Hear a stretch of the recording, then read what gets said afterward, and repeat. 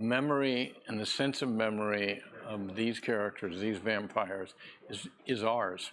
It's not specific to them. It belongs to us. I mean, that is the key to Anne's work, and the reason why it continues to be popular is they're just stories about us. Hello, guys and ghouls. Joel from Articulate Coven back once again. Ashley is in possession of some videos this evening, and we'll have some reactions from her on some of this SDCC 2024 stuff later this week. But you're going to hear from me again right now, and this is the IGN interview from San Diego Comic-Con 2024 with the interview with the Vampire cast. You're watching Comic-Con live on IGN. Interview with the Vampire returned this year for a shocking season 2. And here to talk to us about it are Assad Zaman, Delainey Hayles, Sam Reid. Okay, I'm so excited. Like the whole reason I wanted to do these SDCC reactions was to hear from Rolin, and so far the ones that I've done didn't have him in it. So here we go. Woot woot. We've got Assad, we got Delaney, we got Sam, Rolin, and Mark Johnson. Of course, Jacob Anderson should have been doing a lot of the coverage here, but he's in London right now working on a music project. And executive producers Rolin Jones and Mark Johnson. Hello, everybody. Thanks so much for joining me here today, and I'm a little nervous. I watched the show. I really like it. But let's sink our teeth into some questions. I see what you did there. The season ended, actually, with Daniel Malloy himself becoming a vampire, sired by Armand. So, Assad, what are Armand's plans for him? Do we know it was Armand? Are we sure? We never saw it, right? Did he watch the show? There might have been another... Okay, see, I've seen a lot of people comment on this about the promo, Daniel's coughing in the promo, and I've seen a lot of people comment by the promo. I mean the promo video featuring like Rockstar Lestat when we first got our show of that. A lot of people were like, "Oh, Daniel's coughing. That means he's still a human," and so it's Lestat that turns him. And I'm like, guys, this is clear at the end of season 2. Armand turns Daniel into a vampire immediately after Louis leaves the house. When Louis leaves the penthouse, throws Armand in the wall and says, "Be out of here when I get back." He leaves the penthouse. Armand turns Daniel at that point. Belated spoiler warning for season 2. If you're watching this, surely you've seen season 2. Anyway, we know that Armand made Daniel. Armand is a wily bastard. Vampire there? It's Armand made him. Get on. Yeah. Thank you, Rolin. Rolin knows. Armand was not very happy with with the events that unfolded at the end of season 2. So there was some acting on impulse, which I think Armand rarely does. And it's going to be really exciting to see more of that acting on impulse going into the next season, I think. So a less meticulous kind of putting things together. More chaotic, I think. Oh, chaotic is what I'm hoping for.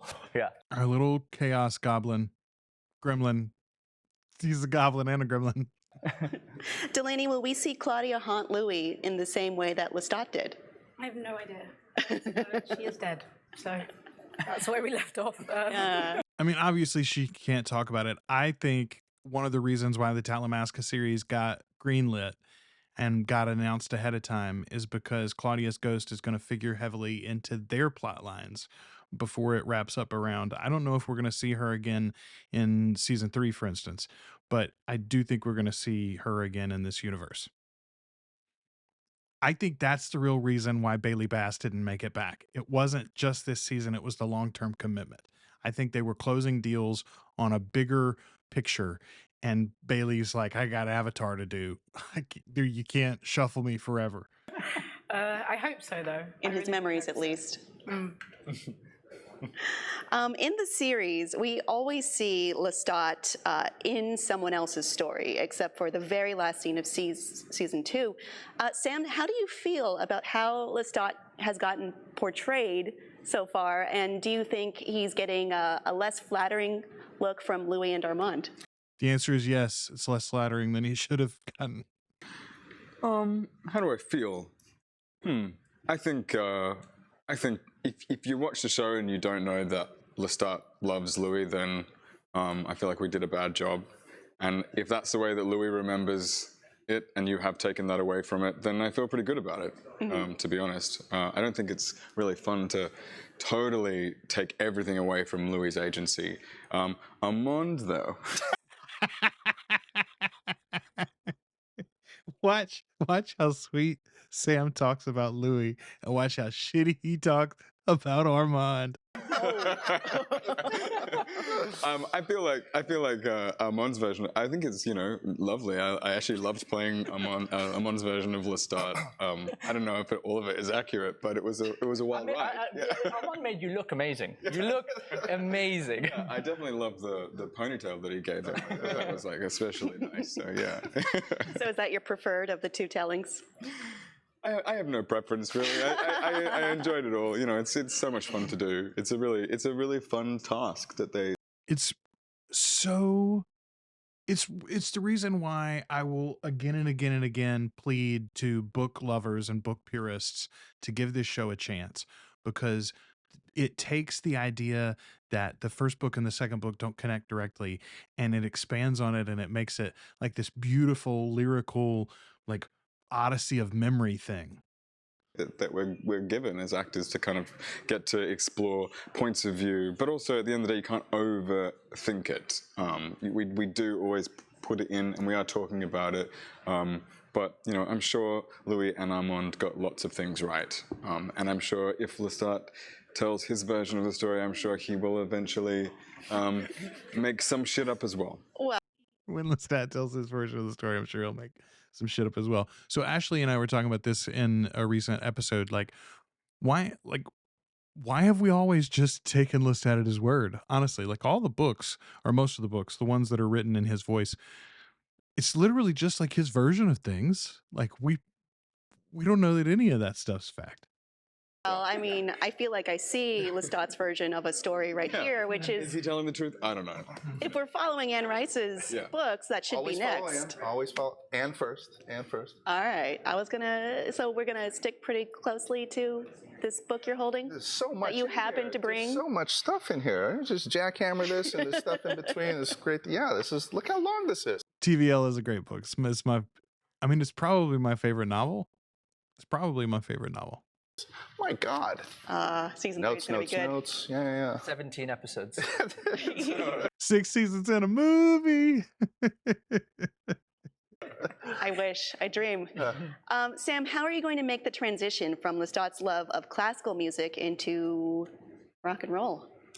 It's funny now because he had already made the transition. We just didn't know about it. He's already been doing this stuff. How am I going to make the transition? I don't know yet. Yeah, still working that out. I think music is fundamentally the same thing. Like Mozart was a rock star. I think you kind of you can pick and choose. And who's to say that Lestat doesn't maintain a sort of love of many genres? Spoiler alert. Yeah. I don't know. Yeah. They're using the same notes. It's the same notes for crying out loud. Exactly. The music is the same. Yeah. Music. It's all the same notes. Put into it. I'm just making stuff up. Delaney, you joined this full cast for season 2. What was the moment for you that it really all clicked for you?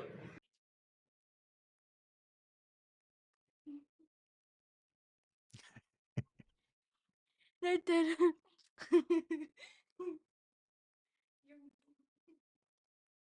You're okay. I love you. Wow. I think my first day when I got my lenses put in and my fangs, and I was with Jacob, and Jacob gave me a little speech just go do it, and I was like, okay. And then I was in a harness, ran down, jumped on this guy, bit his neck, and then I remember shoving him back in the floor and being like, wow, I'm a vampire now.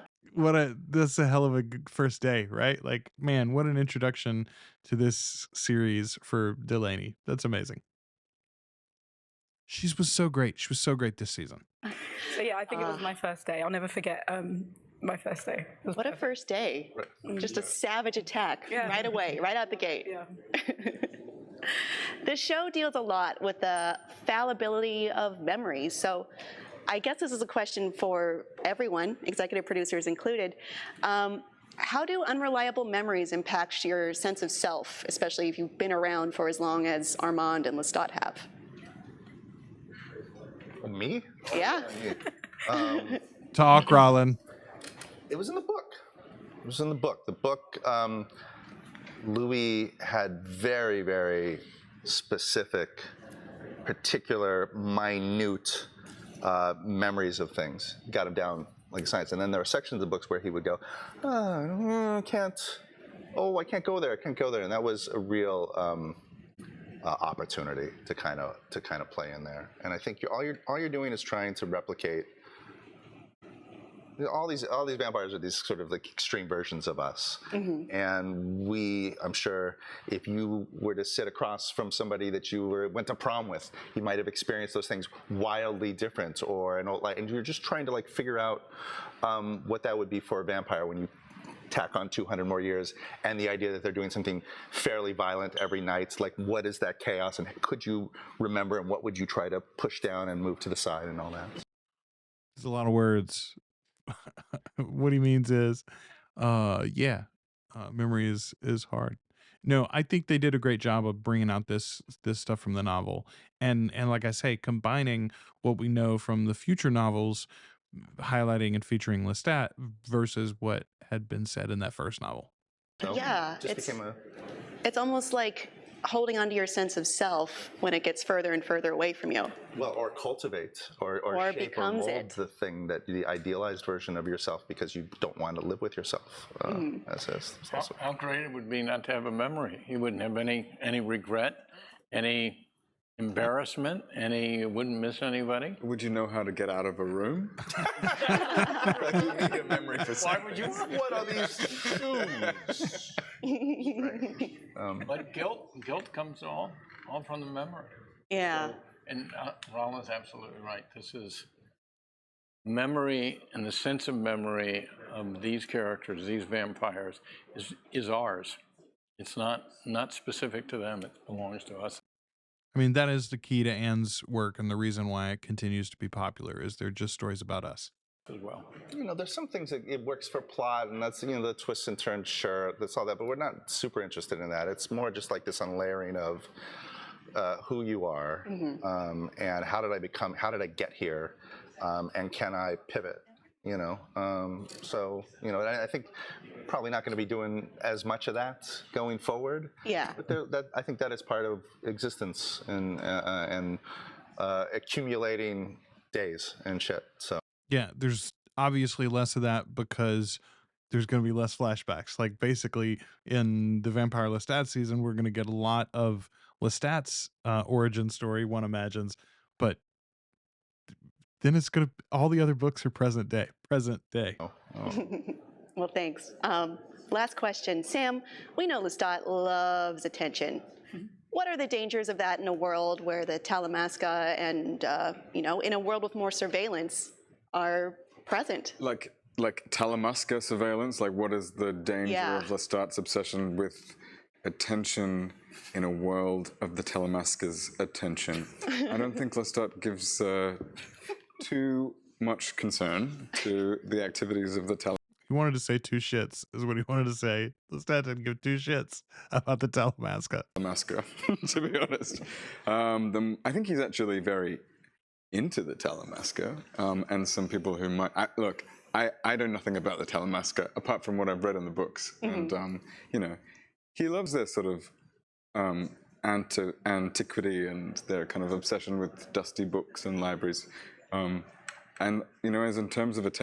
I think he started to hint at David there. I wonder if he knows something about David coming. Attention, like, bring it on. The more David being David Talbot. He was a leader of the Talamasca in the books and a major character in the Vampire Chronicles moving forward from after the Vampire Lestat. attention, the better. It's a bigger problem for the Talamasca than the Talamasca is. Yeah, that's the better way of saying it. All right, so they should be worried, pretty much. So thanks so much, everyone, for joining us. I had a bloody good time talking to you all today.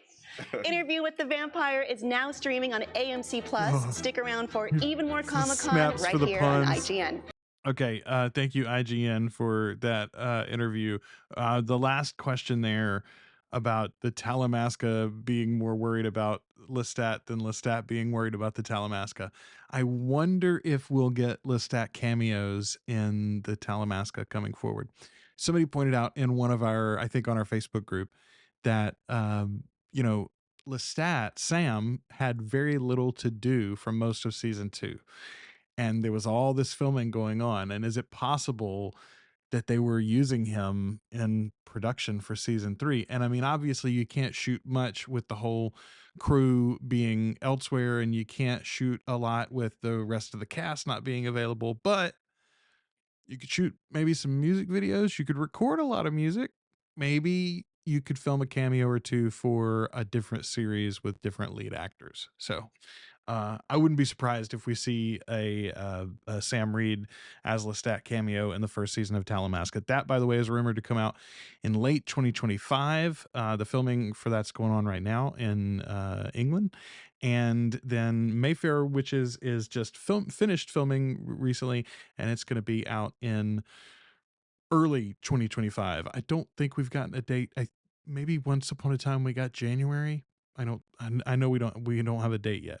We do have a trailer though, and that'll probably be the next thing you see me react to, is the Mayfair trailer here on the YouTube channel. We've got reaction videos to the other SDCC interviews with the cast and crew. We've got reaction videos to both the promo and the actual music video for the first song from the Vampire Lestat forthcoming album. I'm guessing it's going to be a whole album now, since they already gave us one song. And of course, we've got our regular episodes. The latest episode of Articulate Coven is up, and it includes a discussion on parts 2 and 3 of the Vampire Lestat novel. So if you're a book reader, I very much recommend that you join us in that in-depth discussion as we break down the Vampire Lestat over several episodes. There you go. Stay tuned for more from the Articulate Coven.